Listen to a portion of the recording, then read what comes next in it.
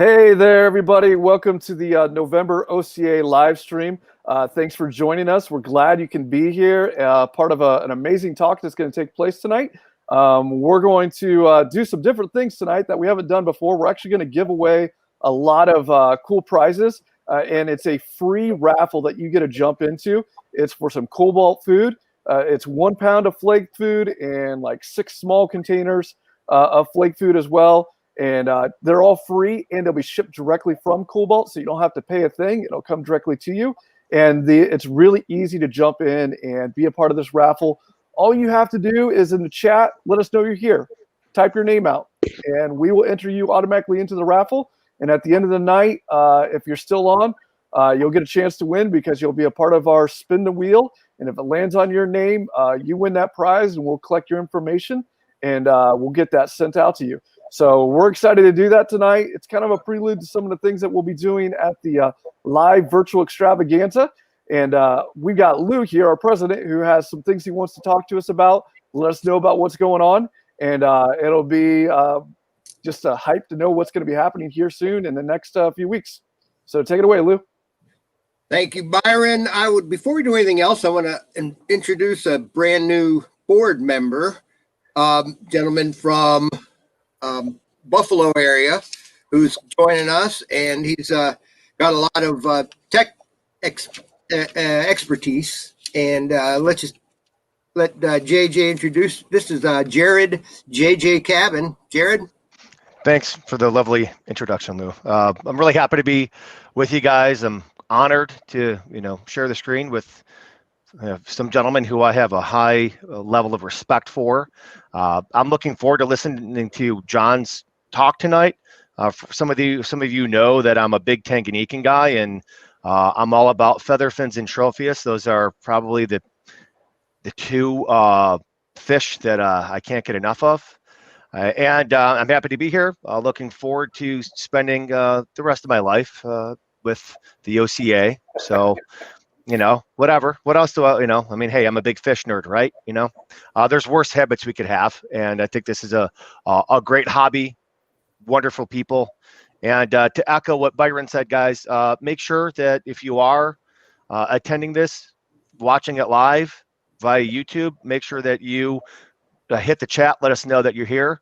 As what Byron said, we're giving away the grand prize is a pound of reader flake from Cobalt, and also 5 ounces of the Maestas shrimp. And then we will be dropping a link so that way you guys can get 25% off at Cobalt products. So I'm happy to be here, and thanks for allowing me to be part of this such a great organization.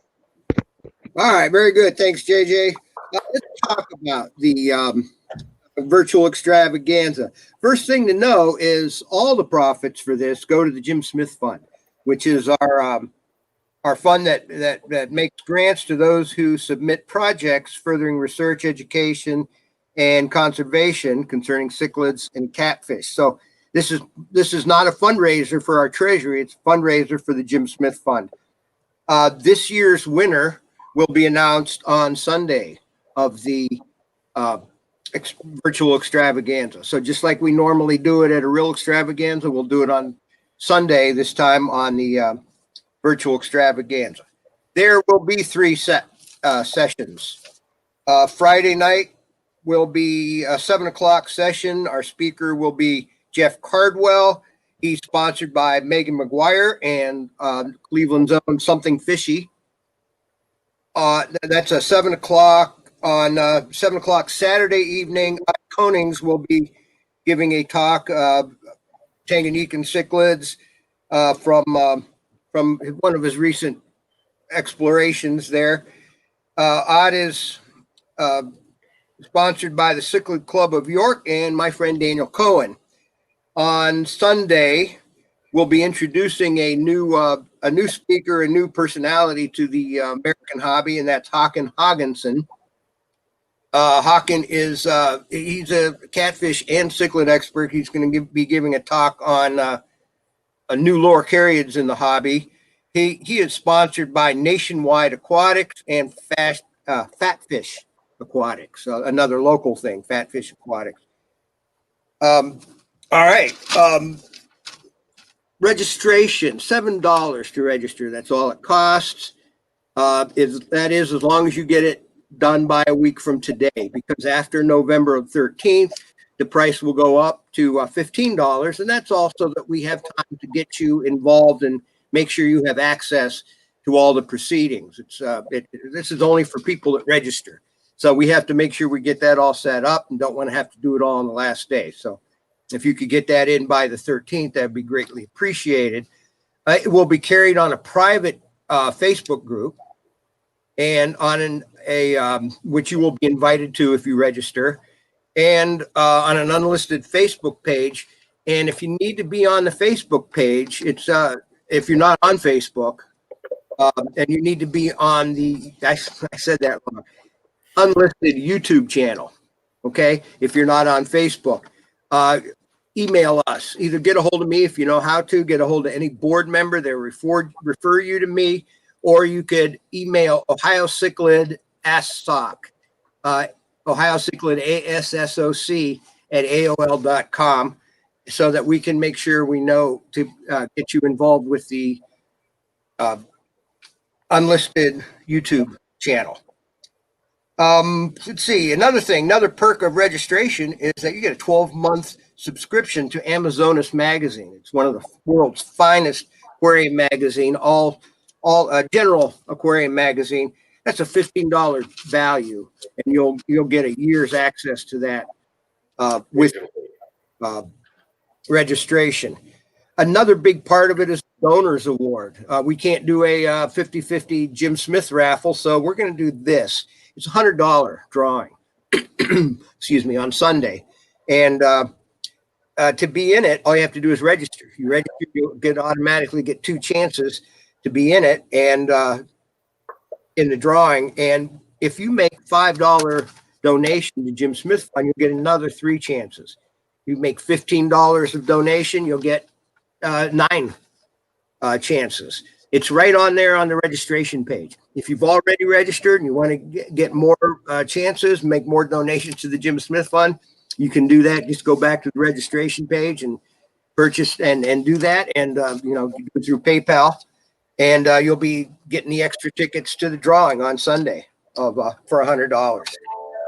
Another thing we're doing brand new, never been done before, is a fish show, a cichlid and catfish show, and it's being handled by Jeff Natterer, who's just put an awful lot of work into this, and it's really shaping up really nice.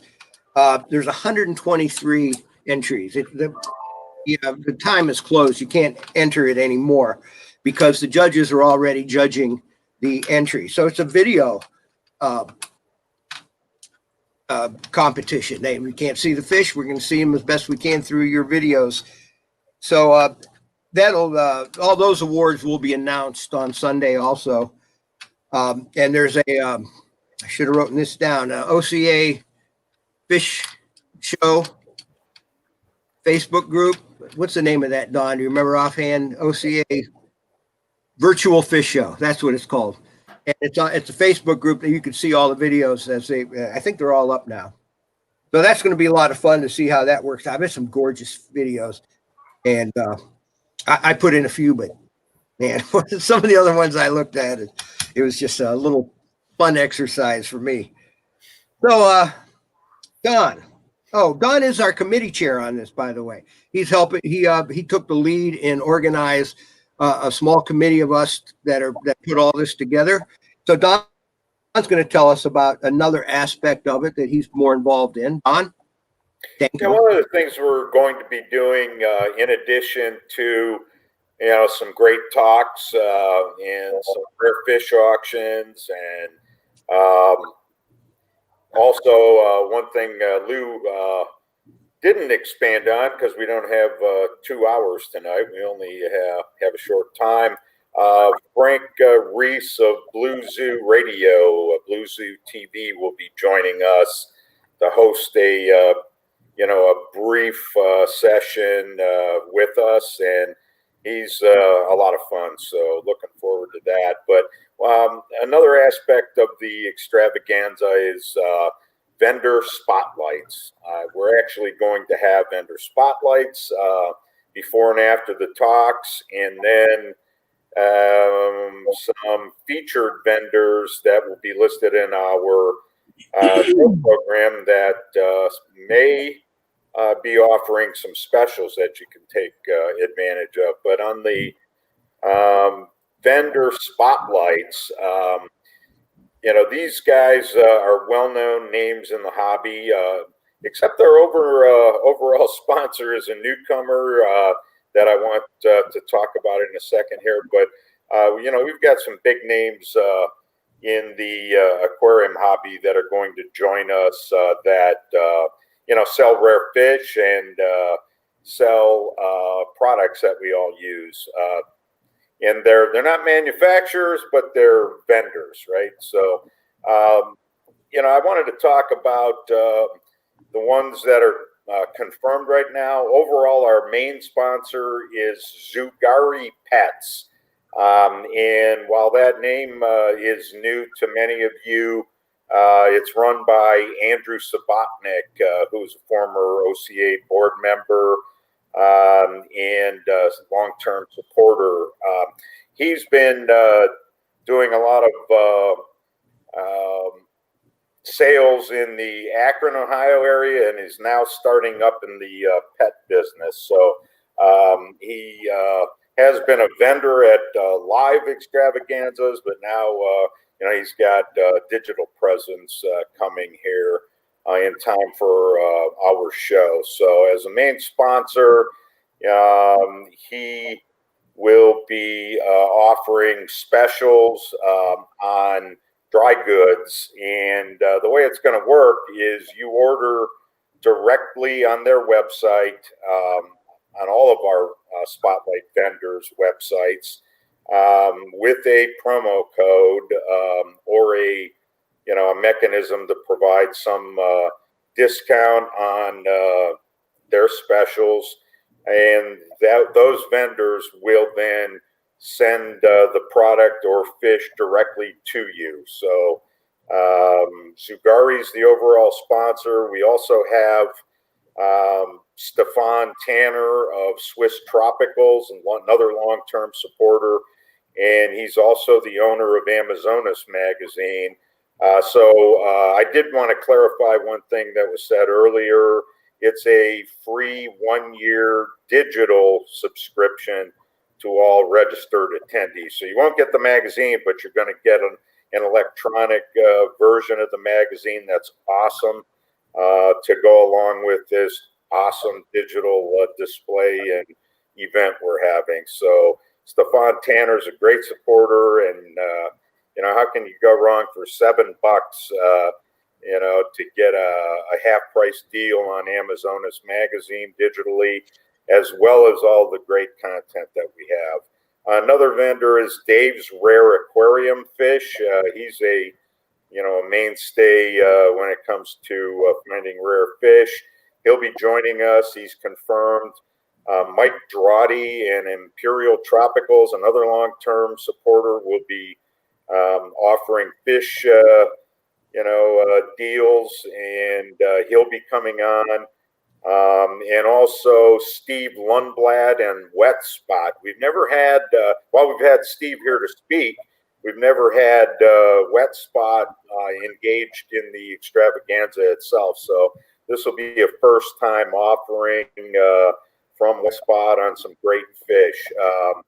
And the way these spotlights are going to work is the vendors will come on with a 10-minute live video feed of their operations.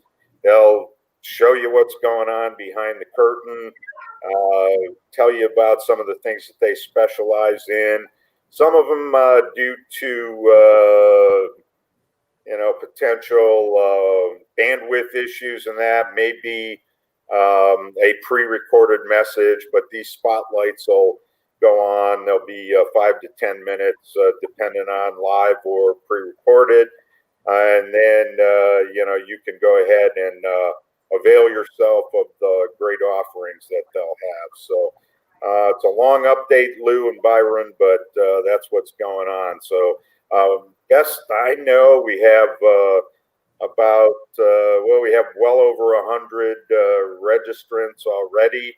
We're hoping to get that up to, I guess my expectation or hope is 250, like a normal extravaganza or more. But we'll see what happens. So, enough speculating. I'm going to turn it over to Byron. Yeah. Hey, one of the things that was mentioned already is that we are going to do a rare fish raffle. That'll be on the OCA webpage. You're going to be able to basically in increments of $10, enter a ticket into a group of fish, and that will include shipping and the cost of the fish if your name is drawn. And you can enter as many times as you want, but each entry is going to be $10. And each vendor is going to supply a different group of rare fish. We'll be hopefully posting those here soon, and you guys can start putting your entries in it. And now when we're at the live virtual extravaganza taking place, we're going to do similar to what we're doing tonight. Spin the wheel with your name added as many times as you entered, and if it lands on your name, you win. So for you guys to get a little bit of a taste before we do the big giveaway, this is a test. This is not the actual giveaway for the Cobalt food right now. I'm going to put it on the screen so that you guys can see it. We'll do a quick run through. You can see what that looks like. But this is what it will look like when you enter for the rare fish on the webpage. As many times as you pay $10 will be as many times as you get to enter for that group of fish that you want to win. And why not enter for 5 different groups? I mean, it's just $10. You may win. And think about that, $10 including shipping, which shipping is usually $70 for overnight shipping for a rare group of fish. I mean, you can't go wrong. So there's going to be some awesome stuff. And so here's what it looks like. I'm going to get it on the screen here for you guys to see. Okay, add screen. Here we go. And we're going to click and spin the wheel. We got 14 people entered.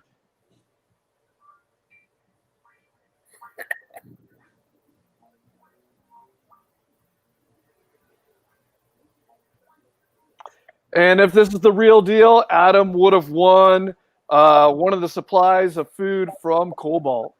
So that's what it looks like. And that's what we'll be doing when we hit live with the virtual extravaganza and do the rare fish auction. So you don't want to miss out. Be a part of that. So that's what's going on. Lou, do you have anything else? Or we ready to run? Yeah, okay. Yeah. Thank you very much, and thanks for picking me up on Zugari, by the way, Don. And Zugari is going to be opening as a brick and mortar pet shop in Norton near Akron pretty soon. I'm not sure exactly when that opening is going to be, but watch for that because if Andrew does that like he's did our board stuff, that it's going to be a great store. Let's see, on to other monthly business. As many of you know, we have our BAP program is alive and well despite the COVID-19 epidemic, and we've been getting entries every month. And here's the ones that have come in for this month. To get yours in there, you have to have it in by the Sunday before the meeting. So to get it by the next meeting, when we consult my calendar here, you'd have to have it in by November 29th. Okay. So you look on our website, you'll see how to do that. It's simple. A lot of people are taking advantage of this. It's not something difficult. So we had 5 people send in stuff. One catfish entry by Bob Musial. It's Corydoras trilineatus, and a bunch of cichlids. Bob Blazik has been breeding away.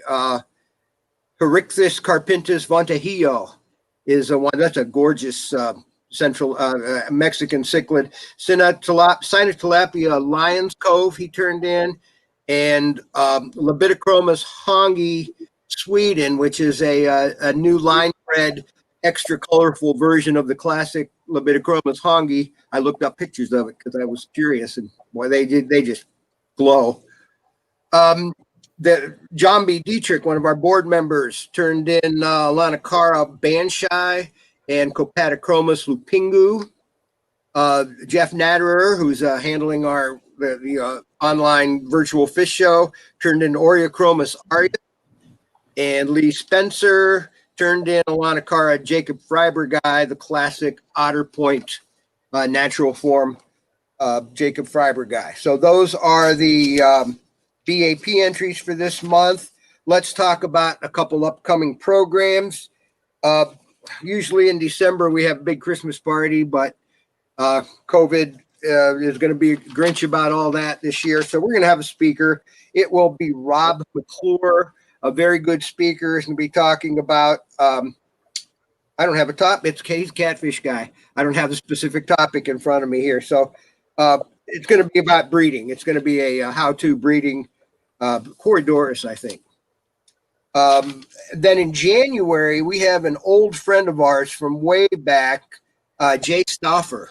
Jay is a professor at Penn State University. He's been working with Ad Konings, describing a whole bunch of new African cichlids. And Jay will give us a talk about the relationship between how a fish is built and how it acts.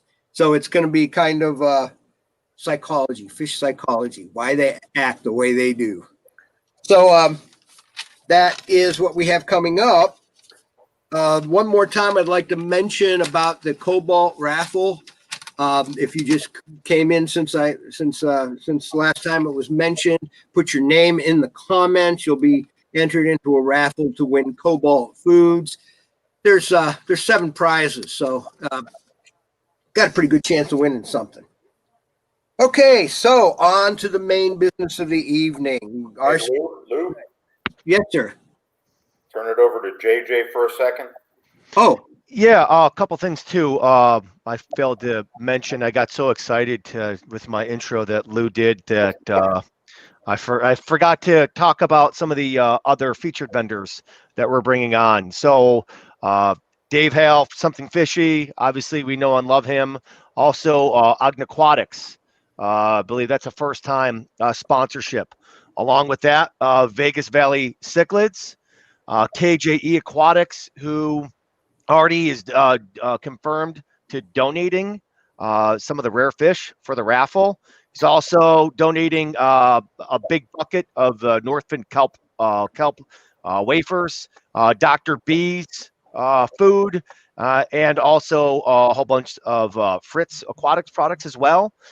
We also have Beantown Aquatics, Calvin's Cichlids, Aqua Research Center, Blue Seas Tropicals, and Gold Coast Aquatics. So all of those vendors have great names in the hobby. A large percentage of them I've personally worked with and have bought fish from. Top notch. KJE Aquatics, 95% of all my plants come from him. And they're great vendors, awesome people, and I'm really excited to bring them in the fold. And I know they're going to be rolling out some exclusive offers, some exclusive discounts, and really good products for our club members. So sorry, Lou, you just got me so excited with the twinkle in your eye that I've lost track of it. that's a reflection from my glasses, I think, is what's doing that. Whatever works. Just another mention on that. We don't have all the donation information yet, but for that rare fish auction, you're going to have a chance, rare fish raffle. You're going to have a chance to win some pretty cool stuff. There's going to be fish from like Dave's Rare Fish in Texas and Mike Drawdy.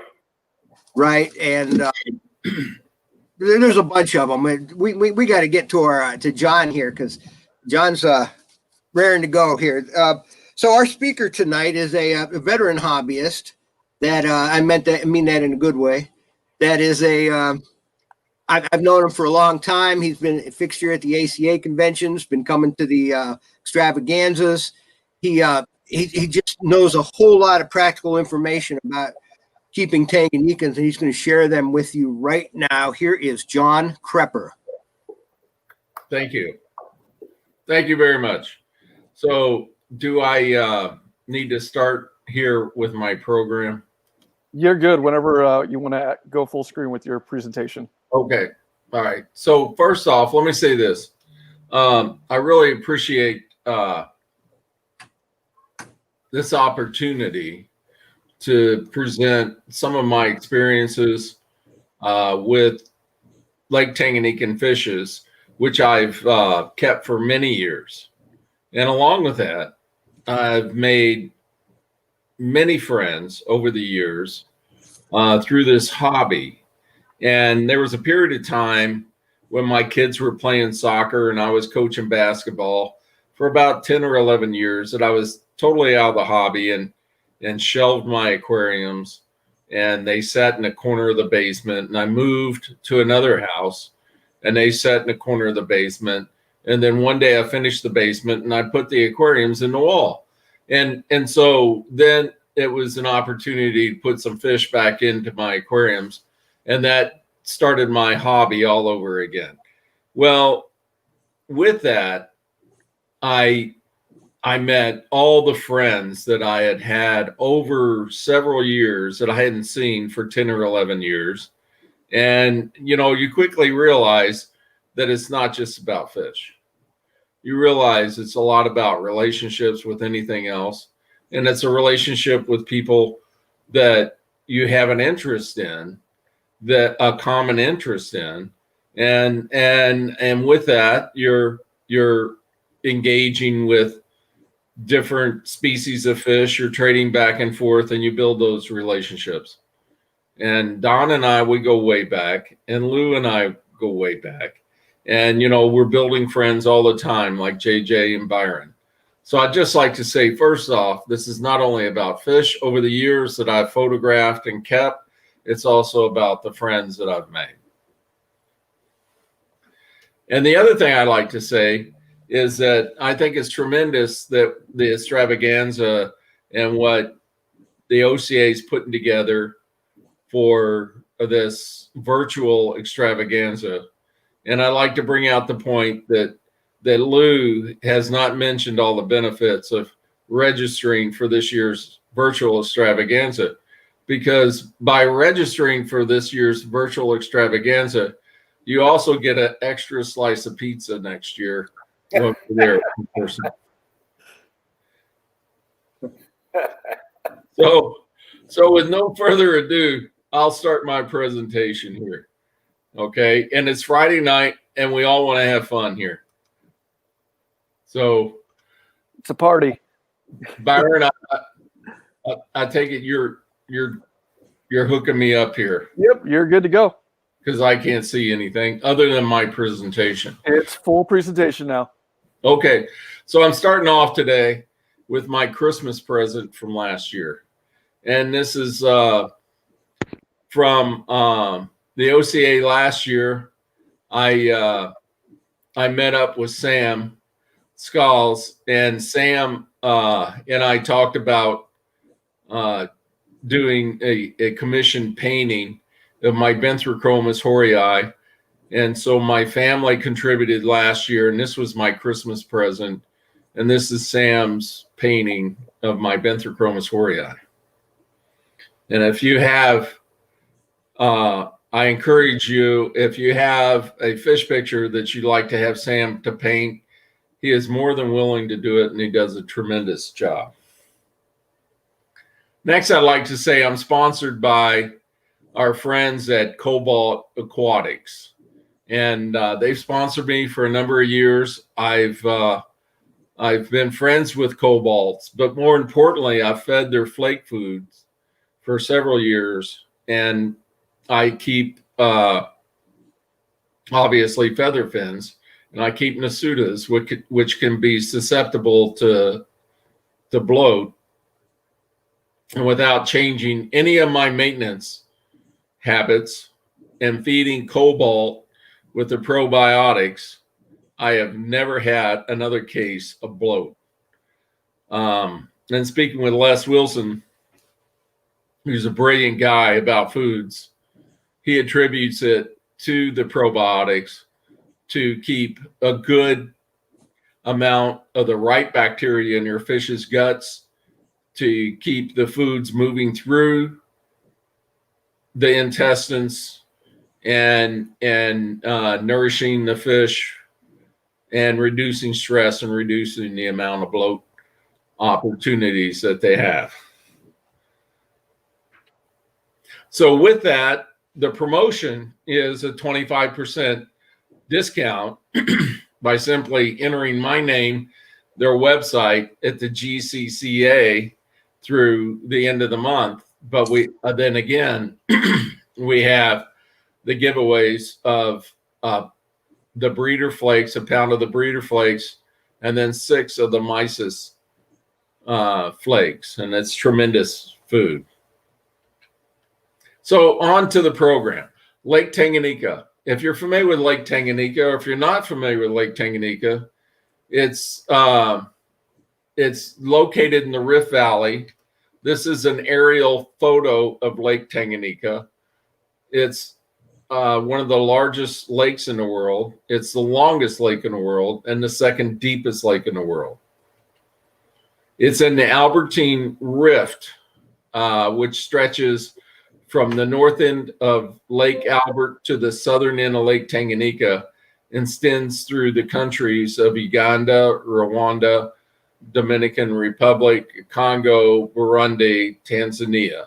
So the Albertine Rift is one of Africa's most important sites for conservation and biodiversity. It's an ancient rift. The fauna there's upwards of 470 species of fish, including 300 cichlids and over 170 non-cichlids. So the estimated inhabitants of the lake basins they make up the estimated inhabitants of the lake basin. So it's a tremendous amount of fish fauna. And what's important is this rift, the lake is above sea level. So everything runs out of it. So these fish that are described, the species are endemic and with a greater than 95% endemicism within the cichlid family. Well, back up. So 2 of the major types of perennial care recognized among the Tanganyikan cichlid substrate brooding are mouth brooding and substrate spawners. So you have substrate and you have mouth brooding cichlids there. So when you look at a picture of Lake Tanganyika, you see the mountains, and the mountains drop into the lake. And with that, you can see that the geography of the lake is very steep, and therefore, when you consider this lake is the second deepest lake in the world, over a mile deep, it's a huge lake, over 18% of the fresh water in the world. Along the shores, you'll see rocky outcroppings and sand. So the diversity is from sand to rock to back to sand. And so sand dwellers and rock dwellers are isolated in these niches. Okay, so for maintenance and food, I do weekly water changes. My theory is a river runs through my aquariums. Otherwise, you're dealing with stagnant water. And I keep freshwater fish. I don't keep stagnant water fish. Sponge filtrations in canisters is what I use for filtration. And then when I do water changes, I use activated carbon to filter the incoming water to take out the chlorines and chloramines. My hobby benefited greatly when I put an active carbon filter in my water to do water changes. So I don't use the dechlor, I use the carbon. And it's a chemical reaction. I've talked to people in industrial wastewater shows that sell carbon. It's a chemical reaction with the chlorine. and the chloramines. I think it's the best way to purify your water for aquarium uses. So food, Cobalt Aquatics flakes. I use flakes. I use small pellets. I used to feed larger pellets, but I found the larger pellets can swell and create in certain fishes, they're gonna swell up in their gut, and it doesn't do them right. I mean, I've lost fish because of feeding large pellets. So certain fish with a large gut that may be swallowing other fishes in the wild, well, they can handle that. But certain fish that may be grazers, that type of thing, I don't recommend large pellets. Small pellets, but primarily I feed flake food. I do not feed freeze-dried krill anymore because one thing is I don't do well with soaking them before I feed them. And even then, you get oxygen in the freeze-dried krill, which I found to hurt the fish because when they're eating the food, they're intaking oxygen, the food into their gut. And then I use decapsulated brine shrimp eggs. I'm not hatching my own brine shrimp, which is the best thing to do. But I travel for work. My wife is not going to feed newly hatched brine shrimp, and I can get by with the brine shrimp eggs till they can get up to size and eat the flake food, crumbled up flake food, or small pellets. Okay, but believe me, you can get away with a lot of stuff in this hobby if you do water changes on a regular maintenance and keep consistency in your water with your fish. Okay, so tonight I put together this program and I modified it today, and it really comes down to in search of the just right Tanganyikan cichlid. So, over my years of keeping Tanganyikan cichlids, I've been trying all different types of cichlids and figuring out what is the best cichlid that I really, really like. And it's kind of like Goldilocks, you try them all and then you figure out which one do you like best. And, you might change a little bit here and there, but right now, my Goldilocks cichlids are going to be in this presentation. So with that, I've had, in the upper left-hand corner, I've had mean brown fish with fangs that, rock dwellers that just want to rip everybody in the tank. I've had little cute shell dwellers that when you put your hand in the tank, they bite your fingers and draw blood. And then I've had these torpedo-shaped cichlids from Tanganyika that are just so mean they don't even want to see the female unless they're spawning. I've also kept fish that get too large for an aquarium. They're beautiful fish, they're nice, they kick back, they're lazy, but they get so large, if you feed them and you feed them well, you've polluted the water. And then there's these huge cichlids from Lake Tanganyika that get 3 feet long. And I've known people to keep those fish too. They're just really big fish. So, for me, I want to keep a fish that's going to be nice in the aquarium, that I can observe, that I can maintain, and they get along without trying to kill one another. So this is a really nice fish. This is Indianapolis caliza, and this is a sand dweller. Beautiful fish. They males spawn in groups with the females hovering above, and they attract the females down. They're just an absolutely gorgeous fish. But they live in the sand. So when you got a sand dweller and he's out there on a big sandy bed, he can't be lit up like this all the time. He's like a neon light. He's going to get gobbled up. So they color up when they're courting, when they're spawning, or they want to show dominance. So it's a beautiful fish. Indianapolis caliza. This is the first ones I saw, and this was back in the 80s with Fred and Ed Gorinovich out in California. So some of my pictures are not just of my fish. They're pictures I've taken of other people's fish that I've seen over several years. And this is Fred and Ed Gorinovich out in California back in the 80s. So the Kaliza's got this beautiful yellow chin. They're beautiful fish, sand dwellers. This is a male flaring for the female in one of my tanks. This is one of my tanks here. He's got his pit and the female, and, you know, he's showing off. And then you can see here, there's a little mound. So when they make their nest, they build these little pillars. It's like a castle all the way around their nest, which is kind of unique. And so you can see a little one there, and that guy is courting the female into his nest. And then in the wild, the females can tell the male's nest by how they're built and decorated with these little pillars.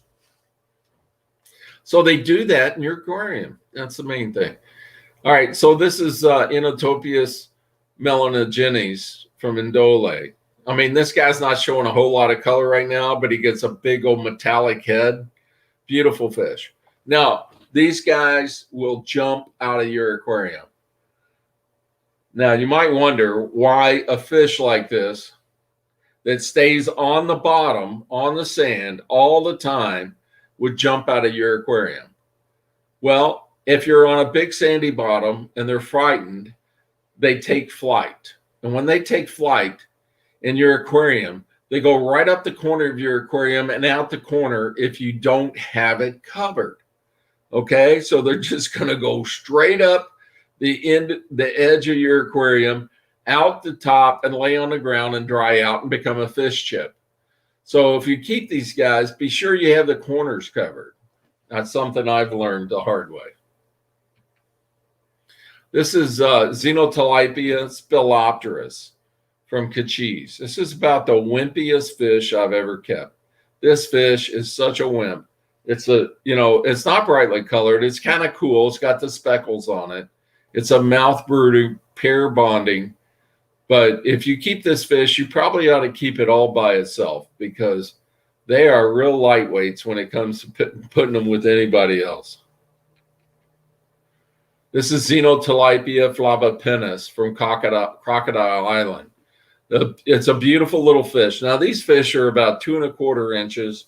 They kind of live in the rock and the sand, and they're absolutely beautiful. You see them there. You see a full-grown one there with a female guppy below. Rusty Wessel gave me these Inler guppies, and I put them in all my tanks, and eventually they all disappeared. I don't know what happened to them. But you can see the difference between the Xenotilapia flavipennis, about a 2 1/4, 2.5 inch fish, and then a female guppy there. This is Xenotilapia flavipennis red royal Cachiz. Beautiful little fish. You can see these guys have this red, beautiful, nice little fish. You can keep them in smaller tanks, but they are pair bonding biperennial parents, and they get a little, they are aggressive. They will certainly grab a territory, and they're pair bonding. So beautiful fish. Here's a video of them, a group of them I had before they pair bonded, and they will, once they pair bond, they're going to strike out against the other fish.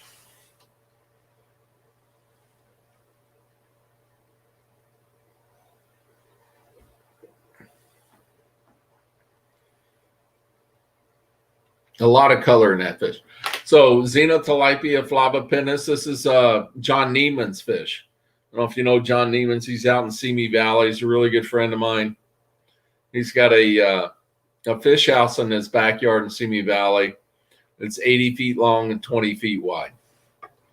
But he's got some tremendous fish. And he and I go way back. But beautiful little fish. This is Bathyphilus, another Xenotilapia. This is one of my tanks. They don't have a tremendous amount of colors. They just flash colors. They kind of hang out in groups. They're nice. This is Papilio. And Papilio, this is pair bonding. This is actually a pair here. You can see a few little inler guppies blurred in the background. You can see the pair there. That's a pair, male and female, biperennial. They pass the eggs back to the fry back and forth. I've seen them do it. It's really a really neat perennial behavior to experience. And this is a Papilio sunflower. These guys, again, are 2 1/4 inch fish.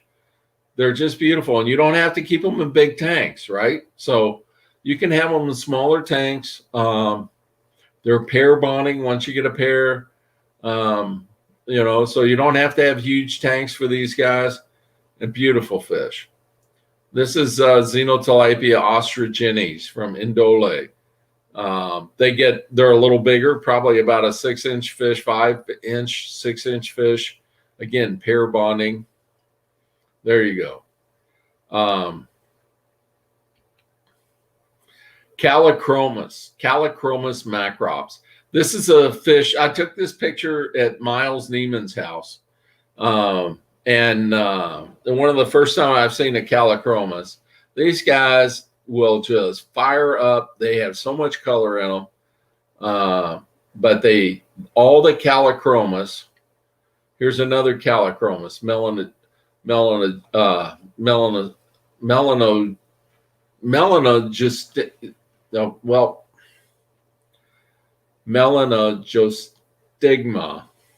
which is it's one of the larger Callichromis species, and they tend to be less aggressive than the others.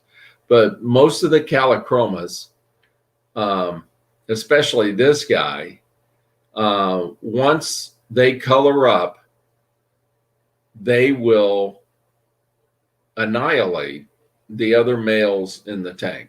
Okay. And I've had them in 6-foot tanks. And once they color up and go to spawning, one male will dominate and pretty much annihilate the other males in the tank. So just be ready for that. I mean, otherwise they leave the females alone other than harassing them to spawn.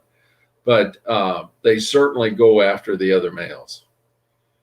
And this is the Stapper's eye. Beautiful fish, beautiful little fish. Here's a female holding. They're very prolific. They spawn frequently, and they're very, very prolific, and the males are very active. So for open water fish, the Cyprichromis. This is Cyprichromis pavu shiitake, and the Cyprichromis are more of an open water fish. They live in large schools in the open water. This is Cyprichromis liptosoma jumbo Katumbas, and the Katumbas are beautiful. This guy is a modeled form of the Katumbas. Not all of them are modeled. You can see there's the modeled form, and then there's a tricolor form, and these are John Neiman's fish. So you can see here, you got diversification within a species. Okay, beautiful fish. And this is a fish I had, the black bee, Liptosoma. I took this picture after a water change, and I just thought it looked pretty cool because a lot of the bubbles, and he was looking really good. But this is a black bee, beautiful fish.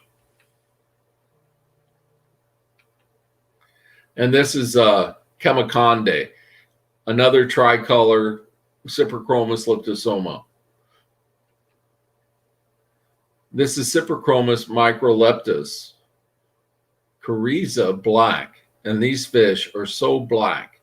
Now, you're looking at my tank. That is algae. I have no problem growing algae, and I have no problem with growing algae. Occasionally, I have to pull it out. When I had Tropheus, I'd just pull the algae out and throw it in a Tropheus tank, and they'd have a feast. But the fish like algae. I don't have a problem with algae. I don't want to fight algae all the time. And so, I go along with the algae. I live with the algae. And it seems like the fish do fine with it. And it harbors a lot of bacteria. But you can see how black this fish is. Look how black that fish is. I mean, that fish is a black fish. This is Leptosoma tenta. These are smaller Cyprichromis. They stay a little bit smaller. I'm sorry, I don't have a better photograph of them. And then I have a Cyanthophrynix foa in the background. But as hard as it was to get a picture of this male, this female just hung out in the front of the tank. I mean, she was no problem taking a picture of the female. And then this is a female holding. So with Cyprichromis, you got to realize these fish are like pencils, and the females will hold until you think they couldn't hold anymore. They haven't eaten. They just couldn't hold anymore. And then their mouths are so delicate. So what I try to do is let them hold as long as I think they could before, they hurt themselves by not eating. And then I catch them, and then they generally just spit the fry out in the net. Because otherwise, trying to get the fry out of their mouths, it's a very delicate situation. And Charlie Grimes told me about some sort of turkey baster method where you put the fish in a turkey baster and then you flush it out with a turkey baster, and it's like, forget it, man. I'm just going to wait until I think they're going to spit and then grab them.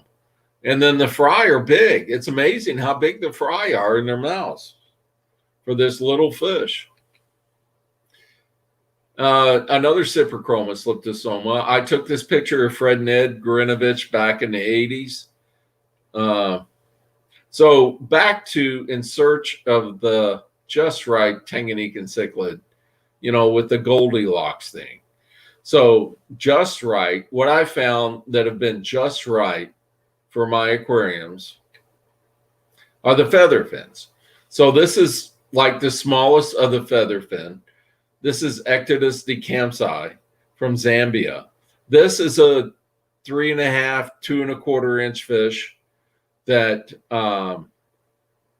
is a sand dweller, basically. And he's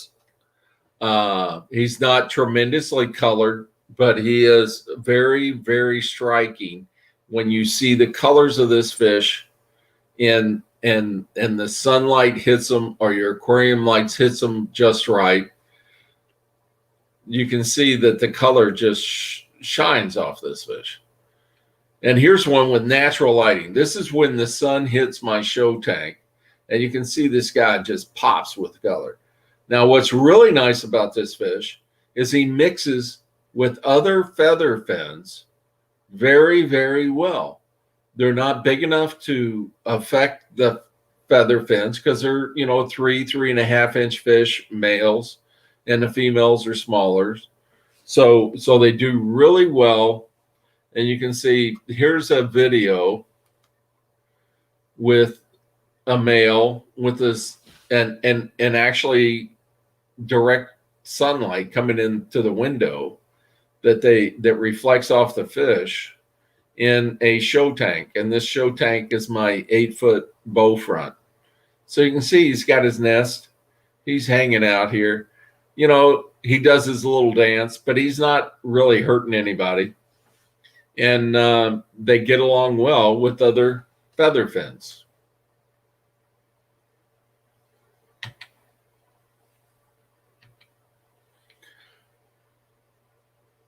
So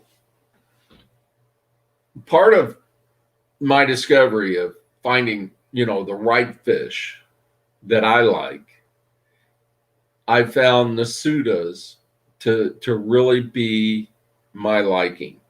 So Ophthalmotilapia nasuta. This is from Kapili Island, which is all the fish I've seen from Kapili Island are just beautiful. I don't think there's an ugly fish on Kapili Island. And this is the nasuta from Kapili Island. They're just beautiful yellow fish. Here's two males that are fighting for territory. Not very often do you see them square off for a territory, but here they are in with Gananthrochromis, and I have some rainbow fishes for dither fish. But you can see these two males are squaring off for a territory. One male, the dominant male, has had this territory for quite some time, and he's being challenged. So I'll turn the sound off. But you can see that, they're not killing one another. They're just, fighting for a territory.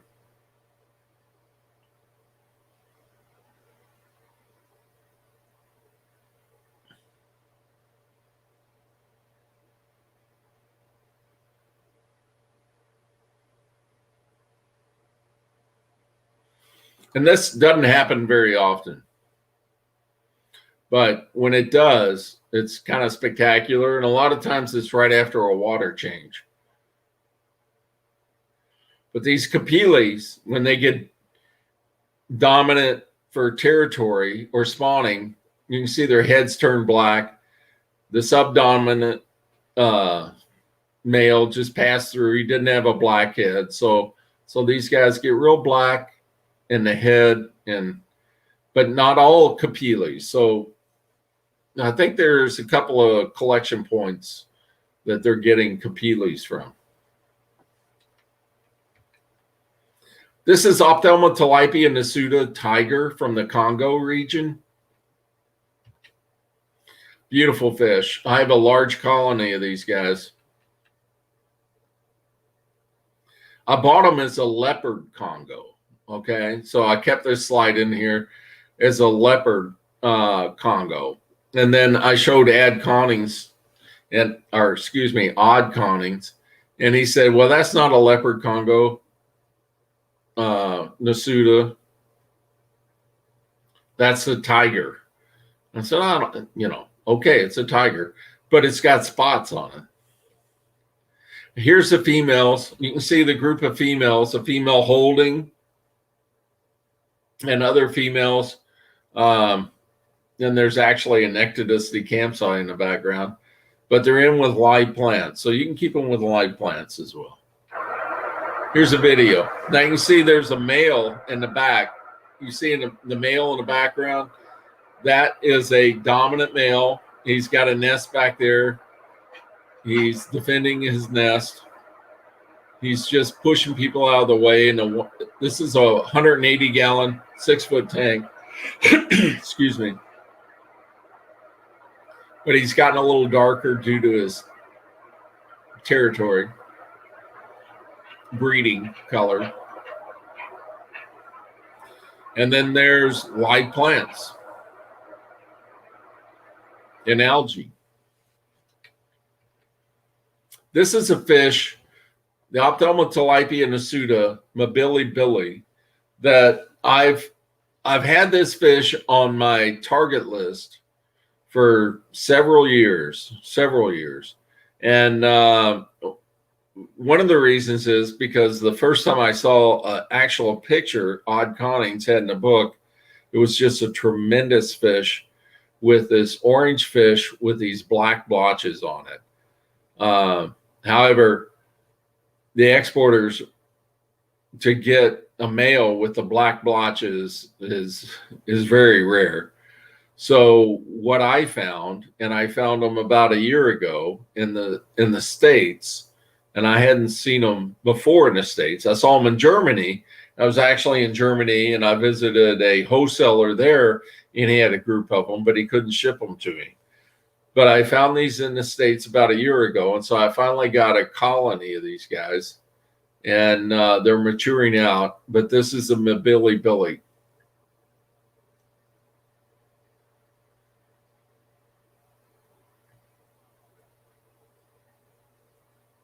You can see some blotches in the females. So hopefully they spawn and I get some blotched males, which would be pretty amazing, actually.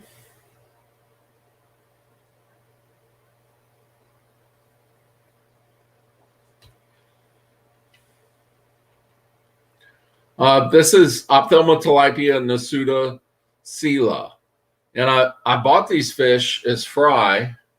They were about 1.5 inches, 2 inches, and they came from Germany. I bought 10 of them, and 9 of them were males.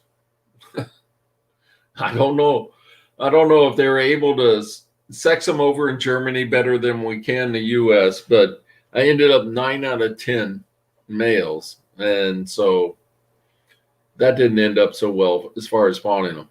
This is one of my favorite. This is Ophthalmotilapia nasuta in Boko Island. And these guys are really, really colorful. This is a spawning scene here, if you don't mind. But this is spawning, and you can see the female over there in the nest, and the male, and she'll drop eggs. You can see her dropping eggs, and the male comes along and fertilizes them, and she'll pick them up.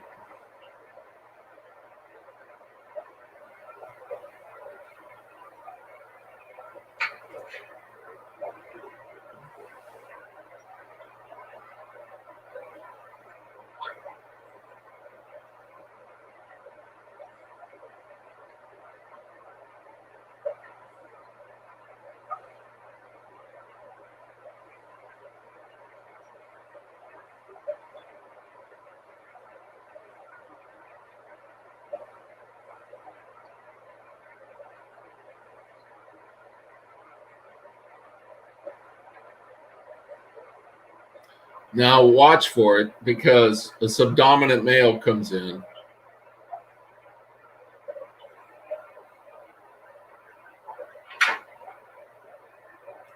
Here, this guy comes in.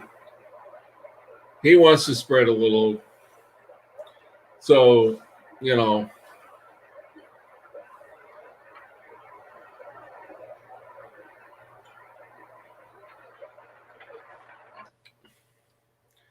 this is the Ophthalmotilapia nasuta with 2 males squaring off after a water change. So bear with me. The videos, the water's a little clouded after a water change. Here's 2 males. The dominant male is the one, the previously dominant male is on the right-hand side with the messed up mouth from previous fighting. Territory fighting, and you can see the males here are squaring off, and this is a rare occasion. You don't see this very often, but once what happens is the dominant males over time are exerting so much energy defending a territory, and the subdominant males are growing and getting stronger. They eventually square off and challenge for a territory. And that's what's happening here.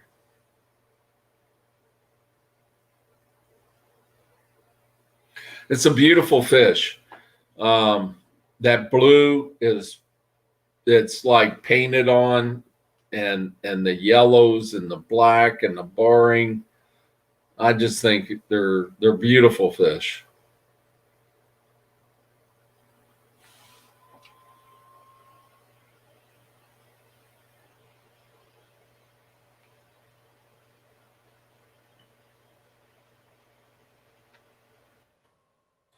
This is Ophthalmotilapia nasuta, Risha. You can see they have the long filaments, beautiful fish. And this is the Risha. Again, I grow, you know, this fish is on a bed of algae. I don't have any problem growing algae. And, you know, I had Tropheus at the time. I would just pull the algae off, throw it into the Tropheus tanks, and the Tropheus enjoyed a nice bale of hay, if you will. And but beautiful fish. Ophthalmotilapia ventralis, the ventralis. What I found about the ventralis is they're much more active as far as garden territories and chasing females and so forth.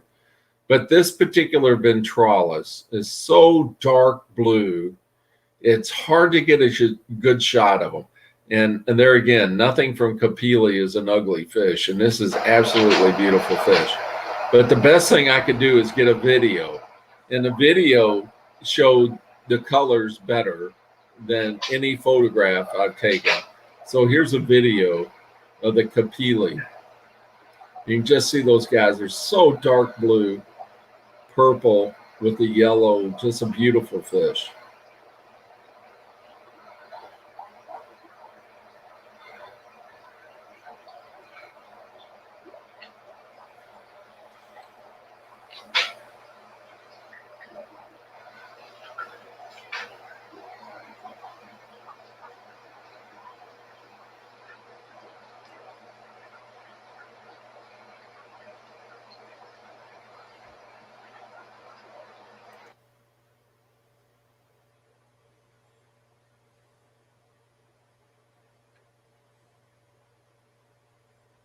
But they're constantly chasing like that. You don't see that too much with the Nasudas. Now, the Kapili Nasudas, they tend to chase more. This is my first Ophthalmotilapia ventralis many years ago. Here's some friends of mine with the ventralis. Now, this is Cyanthophrynix foe cachis. This is a wild fish. I bought a group of, I think it was 10 of them, and they were about $75 a piece back in about 2010. And these guys are with wild Cyanthophrynix, you have to have a lot of patience. And I mean a lot of patience, because they will look like this for a year and a half before they color up.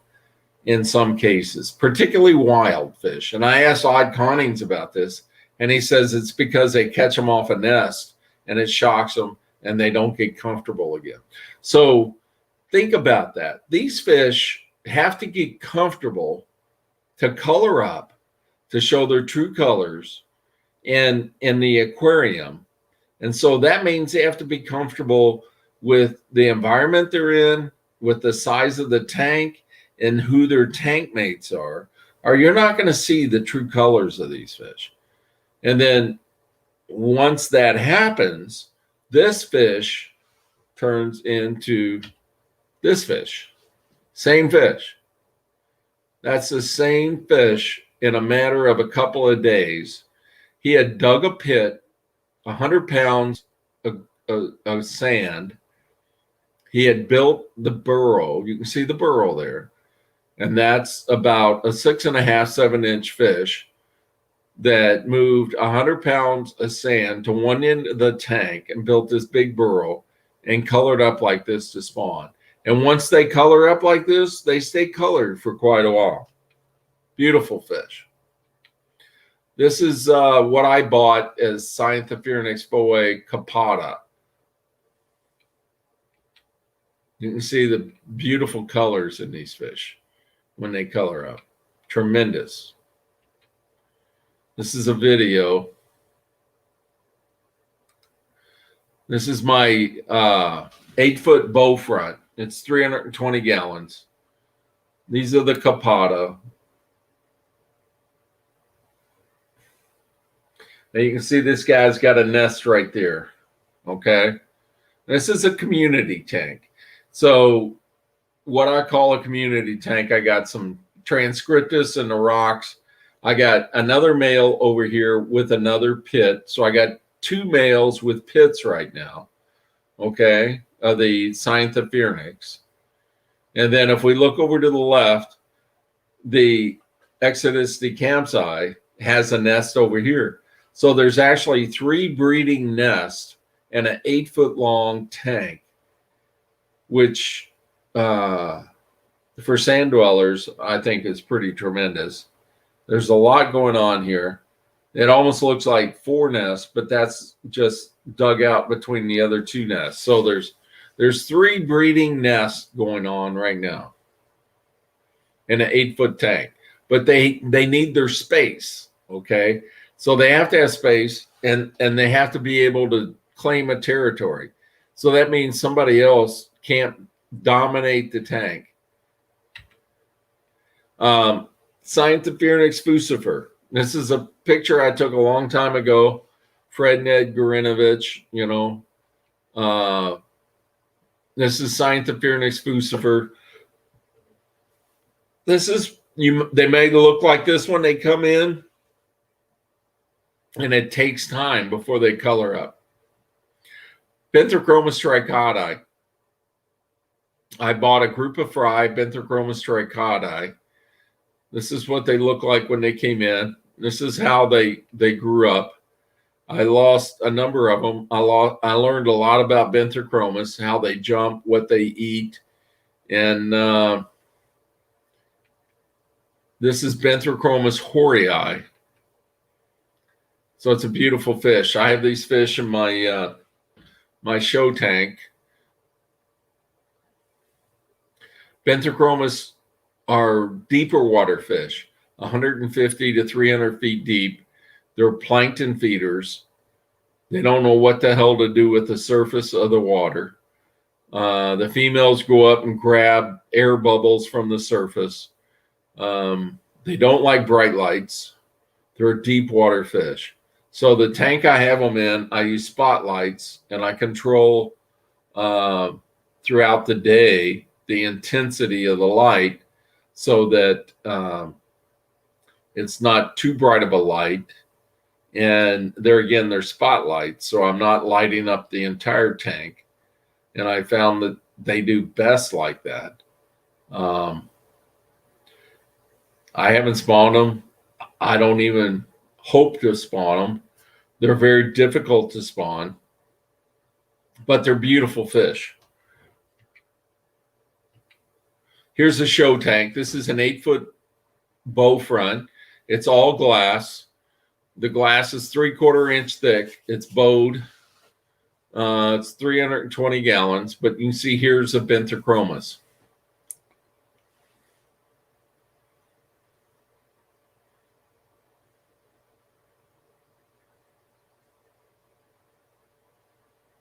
And I also have the Scientophornix in there.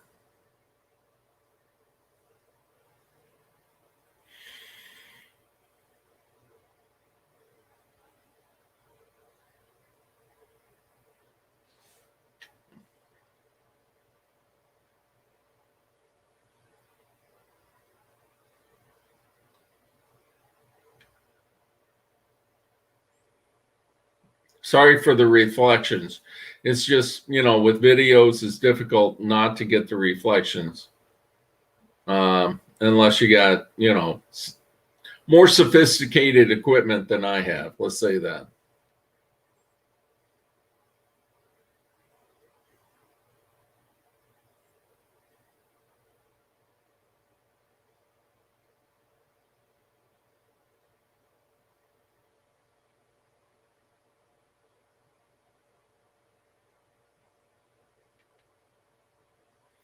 This is the first Benthrochromis tricaudae that I've seen. And that was a friend of mine, Miles Neiman's tank, several years ago, back in the 80s.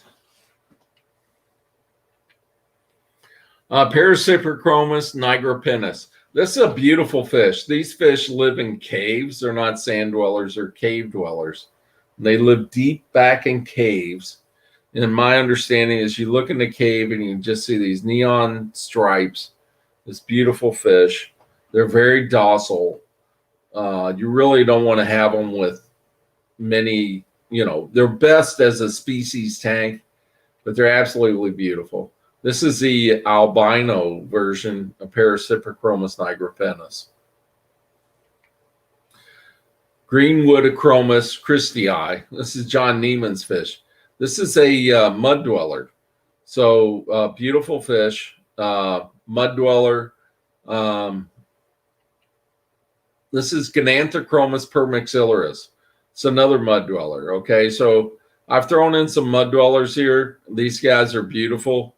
I've got a number of the Parasiprochromis, or excuse me, permaxillaris, the Gananthrochromis permaxillaris. I've got a number of these guys in my tanks, which I've raised from the wild breeders I had. So this this particular picture, excuse me, is just an unusual picture that I took, and it showed up like this. I just thought it was pretty cool. But you can see the mouths on these guys. They have like a vacuum type mouth that they extend over the muddy bottoms, and they pick up you know, the worms, the small micro, you know, small animals that would be in the mud. But they can also swallow larger fish. They'll definitely eat guppies. Here's a pair. They're biperennial pair bonding. I've had this pair for at least 9 to 10 years. I still have these guys. They're getting they're getting older, you know. But beautiful fish. Here's and then they also show this lighter color at times, and this is the dominant male that I have at for my older pair. I have 6 other pairs now. Actually, I have 8 pairs. They haven't spawned in a while, but you know, I'm very happy with them, even if they don't spawn. But you can see here their feeding behaviors.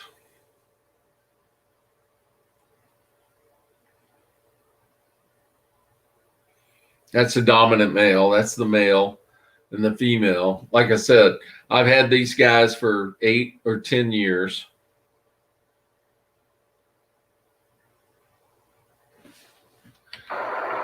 Here's another shot.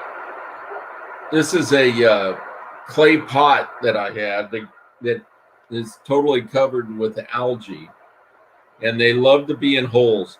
I mean, they will dig tunnels in the mud and spawn. So they like to be in cavernous areas. Let's say that.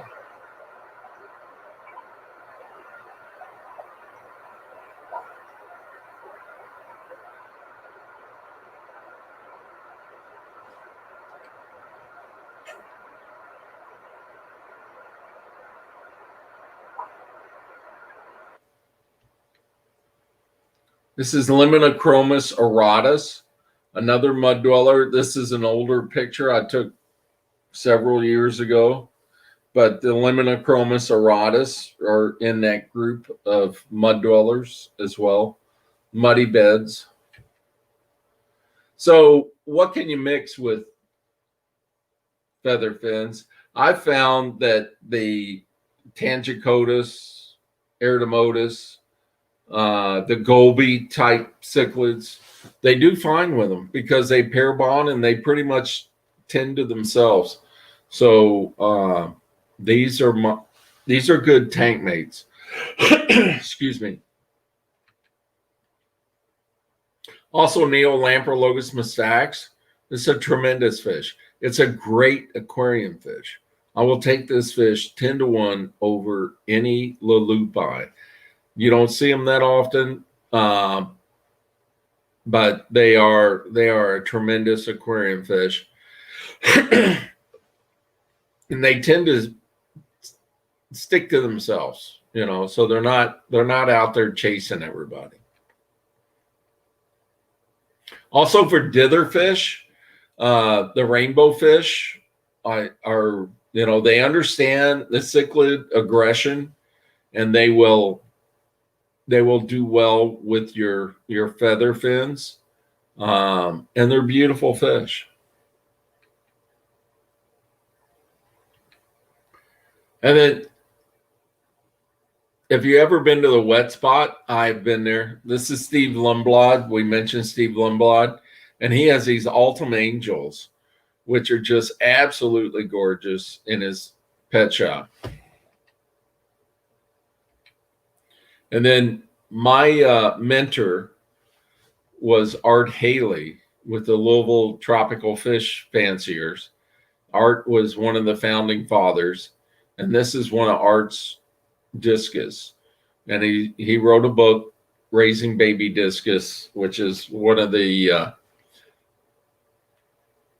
foremost books on raising discus that you could find, and just a tremendous guy.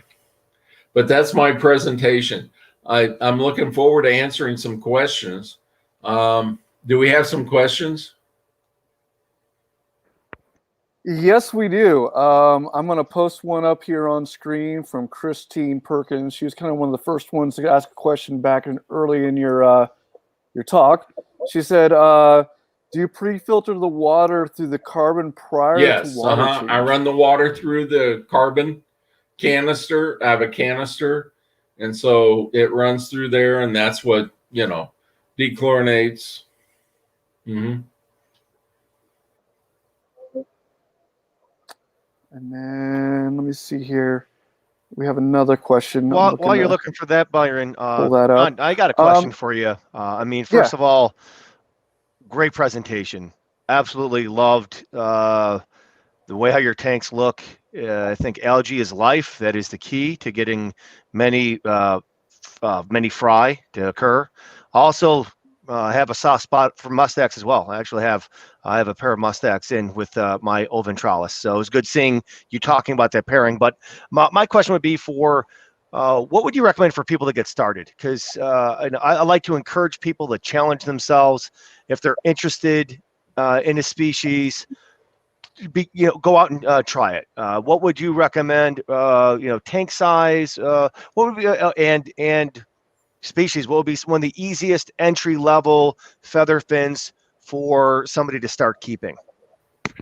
Well, I go back to tank size first. What size tank you have? Because I'm a firm believer that you have to size the tanks for the territory that the fish has. So ventralis, nasudas, that type of fish is going to take a 3-foot diameter, nest. So if you have a 4-foot tank and you have a 3-foot diameter territory, that only leaves 1 foot for your subdominant males and females to hang out. And, so the male's going to be constantly harassing them. So I suggest that you have a 5 to 6 foot tank for your colonies. So that way that your subdominant males and your females have an area to go to where they can build strength and then eventually you'll have a male challenge the other male. But if you don't have that size tank, then maybe you could go with the Ectodus decampsi. They take a smaller territory, or it's a smaller fish. So generally, the size of the fish is going to relate to the size of the territory, unless you have callichromas, and they're just ridiculous. But so, go with the size of the tank. If you have a 4-foot tank, I have nasudas in a 4-foot tank and a 120. It's not ideal. 6 foot's ideal with them. We have another question here. I was looking up. I thought it was an interesting one. Someone kind of compared to keeping all male, like peacocks and haps. Can you do the same thing with sips? Keep all male. Well, I'm sure you could. They wouldn't interbreed unless you have females in there.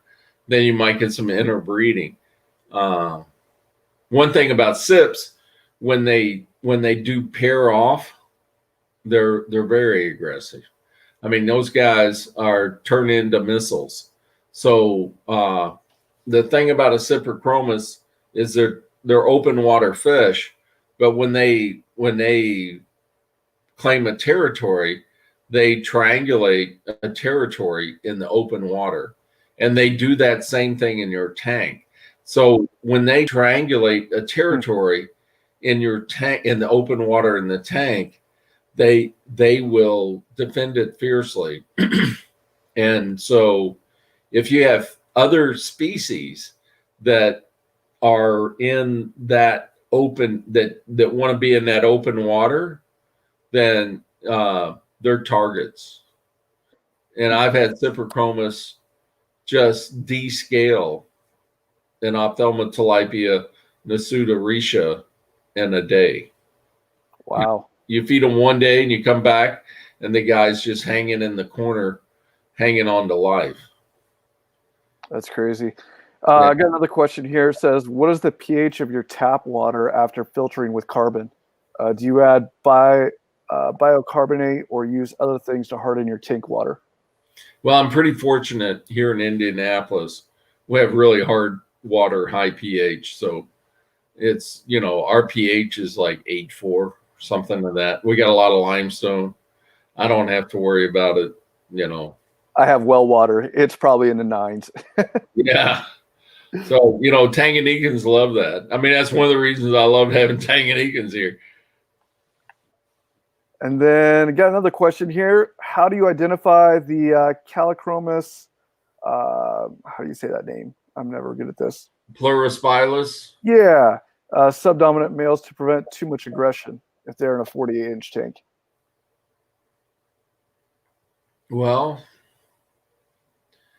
I hate to say this, but generally they're either hanging in the corner because they're trying to get the hell out of there. Or swimming at the top of the tank too, right? They're at the top of the tank, yeah. I mean, once those guys go into breeding, the male Callichromis, I mean, those guys, it's, they're tough. I mean, it's like they carry switchblades because it doesn't take long for them to annihilate the other males. Huh. And that's just not my experience with Callichromis. They're beautiful fish. But I think in the wild, you got to realize these fish in the wild have characteristics or territory requirements, and it doesn't change when you put them into the tank. So I think Callichromis in the wild, they got a tremendous amount of territory that they can spread out in, and they, and the Callichromis, they just want a huge territory. The males do. Even though they're just 2.5, 3-inch fish, they just are aggressive. Those males are. Tell you what, after your presentation, I definitely need to get down to Indy. You're only like 2 hours away from me, and I'd love to see your setup. That's pretty amazing stuff you have there. Well, you're welcome anytime. Yeah, it's beautiful. Very impressive, right? Oh, yeah. Do you have any goby spawning, by the way? Or, I don't have any right now. Okay. They kind of went through their life cycle, and I had the Tanganyikans, and so I'm out of them. Not that I won't have them again. Well, if JJ, you got any more questions? I don't see any more questions coming up. Maybe, John, I know you went through a list of amazing species that you keep. What do you have right now as far that's breeding, and what tips would you have to help initiate spawning and talk a little bit about diet tips? Because I know you talked in the beginning about feeding some decapsulated brine shrimp. Well, in your experience, what have you used to help trigger spawning or so on and so forth with some of the featherfins that you've raised? Well, I find consistency in water changes. You just have to do that. So once a week, water changes. I feed the flake food. I feed small pellets. I feed a little bit of frozen mysis shrimp. I don't feed frozen brine shrimp. I've just had terrible luck with that. But the freshwater mysis is fine. The tanks that I have algae in, the nasutas are always munching on it. They're always grazing on that algae. So I think that gives them some sort of natural food that they're eating. But as far as triggering spawning, I see spawning being more seasonal with these fish, because I'll have certain times that you have all these spawns going on, and then you have, you know, period of time that they're not seeing the spawning. But I think it you know, there's something with the barometric pressure and the time of the year for the fish that triggers them to spawn. So that's a matter of patience and working with the fish and letting them mature. I think there's really something about letting the fish mature. I've got Nasutas that are probably 8-9 years old that, you know, they're very mature. I've got, you know, and some of them die of old age, but you know, there's something about that life cycle and letting the fish mature completely. But that's where I replenish the stock and keep the colonies going over a period of time. And I think that's important. And it's also important to the hobby to keep these fish in the hobby. You know, I've had times where I'd change species out every 3 or 4 years, but you really don't get to know these fish until you've had them for a long period of time. And then you find the fish that you really like and you just keep the colonies going. And I think that's important. You know, and I did have something else, because you did touch on that they're susceptible to bloat. And I think that's great, you know, feeding smaller pellets. Similar like with Tropheus, if you feed pellet, you know, they're voracious eaters, they'll eat, and then, you know, when it expands, it'll trigger disease. But in your experience, if you did have a bloat issue, or maybe after you just got some shipped to you, how do you treat, how do you medicate if you do have a bloat instance? Well, I mean, in the past, I've used like Metro and water changes and salt, but I haven't had a case of bloat in a long time for my fish anyway. Gotcha. Well, I mean, yeah.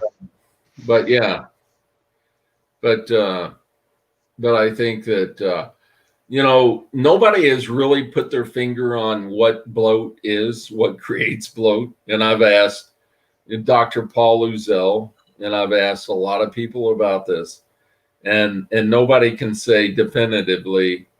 You know, I live in Indiana, and nobody can tell you definitively what a Hoosier is. You know, and nobody can tell you definitively what bloat is. But my experience has been that if you do your regular water changes, you give the fish adequate room so they're not stressed out all the time. And then again, you know, with the cobalt food, I haven't had any experience, knock on wood, with bloat in several years since I've used the flake as a staple, you know. And I'm gonna have to try that. I've not had bloat really in Featherfins before, but I've had it with Malawis. Mm-hmm.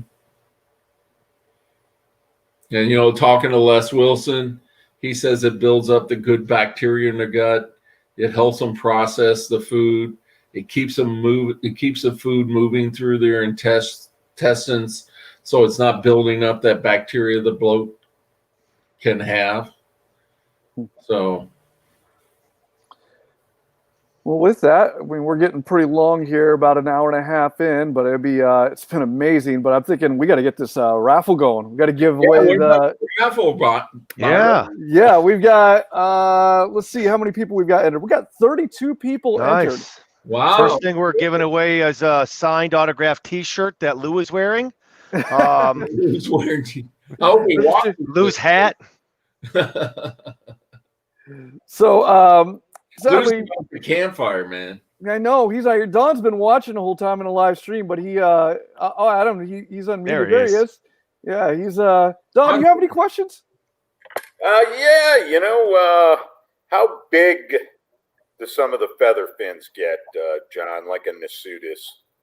You may have touched on that, but well, generally they're about 5.5, 6 inches, and then the females are going to be smaller. oh, okay, pretty good size then. I keep a lot of, I've kept a lot of Calichromis over the years and have not run into what you're saying with the males just surgically removing the others from the environment. And I keep them mostly with in a community tank. Have you found community setups help that or don't? Well, I've had them in with other feather fins. I've had them in a 180, like the Calichromis, the red raspberries, with the Scientophornix and that type of thing. And man, they just wiped out, in a 6-foot tank, they wiped out the other males. I don't know. Maybe. Yeah, I don't know. Yeah. But that's the thing about the individual hobbyists. Everybody has a little different experience. So Yeah, that's true. I can only speak about mine, That's what makes it fun and sometimes frustrating, because what might work for Byron and has great success with could be the complete total opposite for me. That guy's got 180, well, had 180-gallon tanks and sunfish and the whole 9 yards in there. So what works for Byron may not work for anybody else. I don't know, but it's cool to exchange ideas. But John, I do have one last question, and that is, how do you make your fry available? So let's say somebody online tonight wanted to try to get some of the cool things that you might have available when you have them. How do you offer them, for sale, or do you? Well, I offer them for sale. It's just a matter of logistics. So I'm not big into shipping fish. I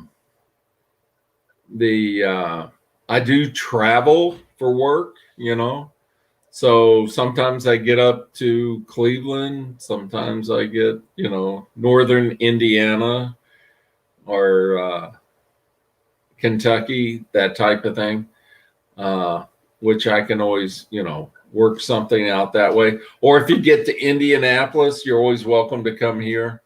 But shipping fish, my experience in shipping fish, when I ship them, I ship a whole bunch to one person.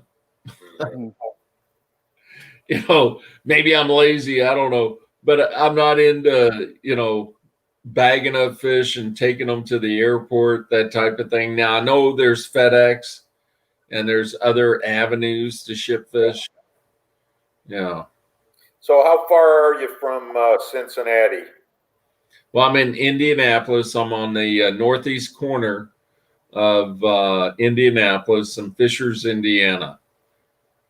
Okay, I'll take a look because I get down to Cincy, so I may want to get down there before JJ does and get some of the cool things before you run out that he especially wants. If you go, bring them up for me, right? Well, we can talk turkey. I definitely have some fry right now, with COVID and everything. And typically, when you do presentations, I take some fish there and that type of thing. But I've got 3 different species of Nasuda right now, and they're good size. Hey, maybe we could twist your arm a little bit and see if you could put some of those in the raffle that we're doing. If anybody be interested, we'd like to hear it in the chat if you'd be game for it.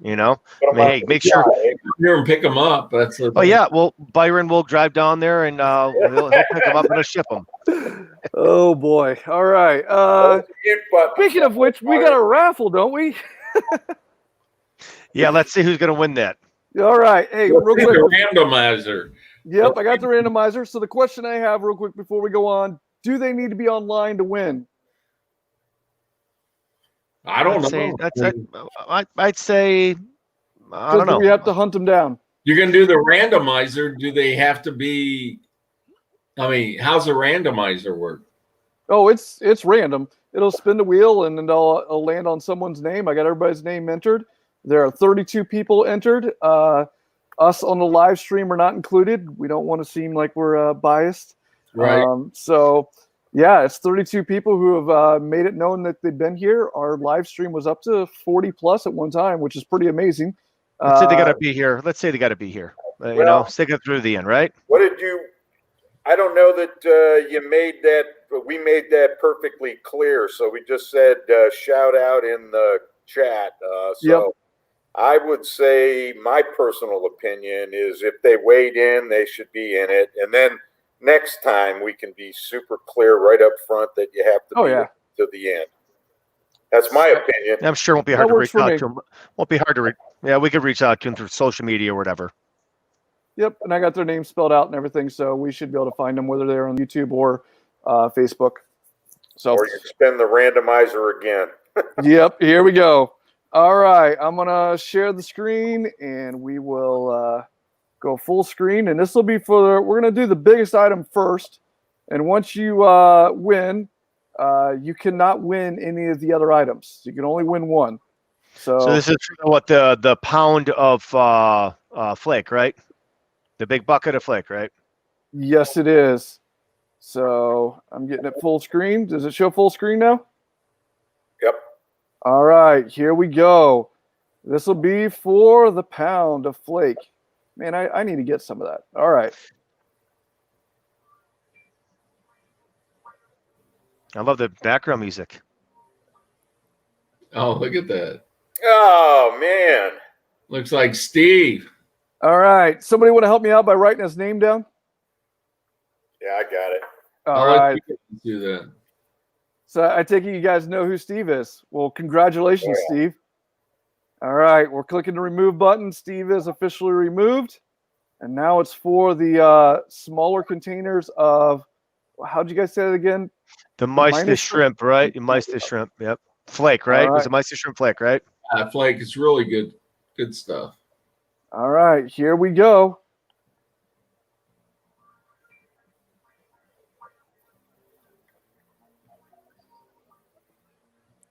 See Frank Zuba on there. Holy cow. All right, Christine, congratulations. Yeah, she asked a question earlier. Good for her. All right. You got to write that down, Don. Got it. All right, we're moving her so that way we don't have double winners. Hey, Byron? Yeah. I got to give a shout out to Frank Sparky the Clown Zuba. I'm shocked that he joined us and very happy, all the way from El Paso, Texas. Wow. Yeah. Very cool. Yeah, we got my buddy Monty from SoCal Cichlids all the way on the West Coast joining us too. You know, we got quite a few people, you know, Josh Rinaldi, another guy from Texas too. So we have a good random sampling of the reach that the club has from coast to coast. Cool. Thanks, guys, for attending. Okay, here we go again.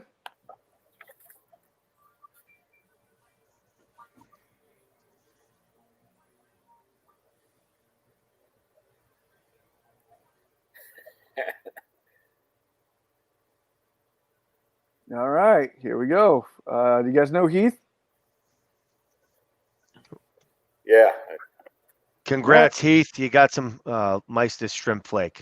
There we go.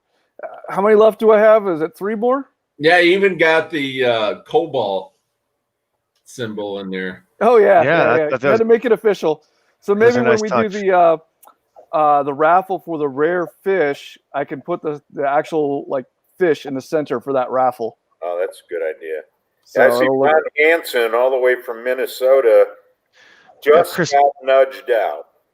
We got Chris Biggs here too, our favorite Canadian. He's obviously disqualified.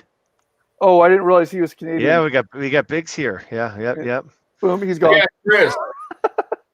There we go. A cobalt food. All right, let's spin that wheel.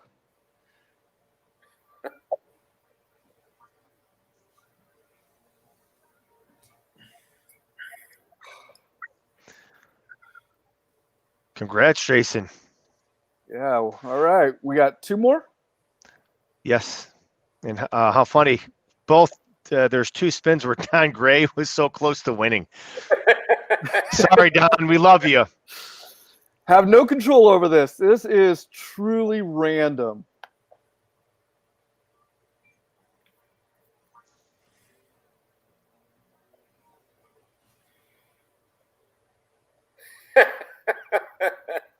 Ron Hansen got it that time. Wow. All right. Nice. Well done. This is Congrats, good. Ron. Okay. And this is the last one, right? Well, you're giving away 4 mysis and the 1 pound. So Oh, I've only given away 4. Oh, yeah. 4 mysis and 1 pound. So we got 2 more, Huh?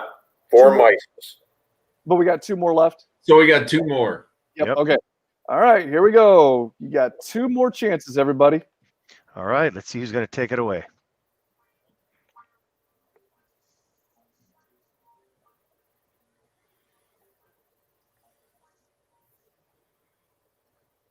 Bill Schultz. Congrats, Bill. You even get confetti when you win. I know. Yeah, I'll tell that's you what. free. I want to make that wheel. There's a setting for when we do the rare fish giveaway or raffles. I can make the wheel spin a little bit longer, just build up the anticipation. Oh, yeah, there you go. Because I mean, 10 seconds, you're gonna you just see that thing slowly move over your name, and you think you might win. Get everybody hyped up. All right, here we go. Last one. Oh, we got my boy Lee Rainheim here. Lee, young Lee, good to see you, buddy. You didn't even see that you're on there. Oh my God, that'd be funny if he won it too. Oh, Natter hey, got- congrats, Danielle. Congrats, Danielle. Lee, good to see you here, young man. All right, that will, I think, take care of all the giveaways. That was pretty exciting, actually. It's fun. Yeah. Hey, I good. see our attendance jumped up for that too. It was like up in the 40s. Everyone was wanting to see who won. I feel sorry for Biggs, though, but, Yep, but we all feel sorry for Biggs. that poor guy. He's probably got plenty of fish food up there.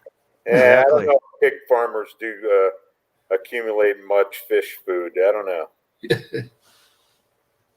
He's a closet birder, you guys know, right? No, it always has to go back to birds, doesn't it? Always about the birds. What's with that?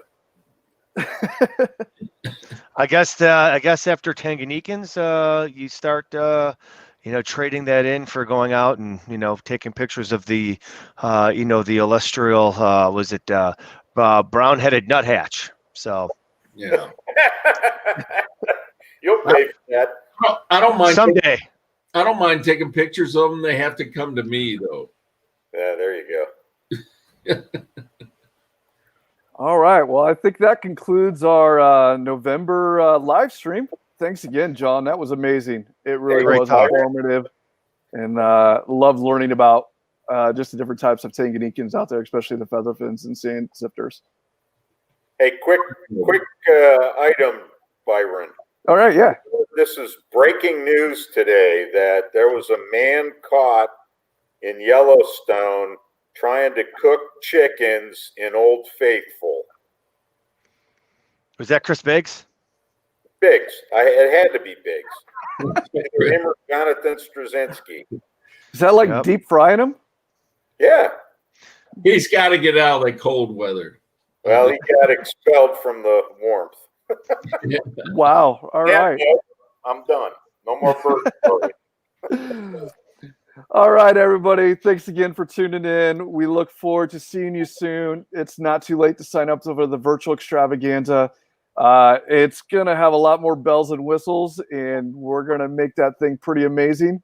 We got a great team working on it, and we look forward to connecting with everyone and having everyone be a part of that. So sign up before November 19th?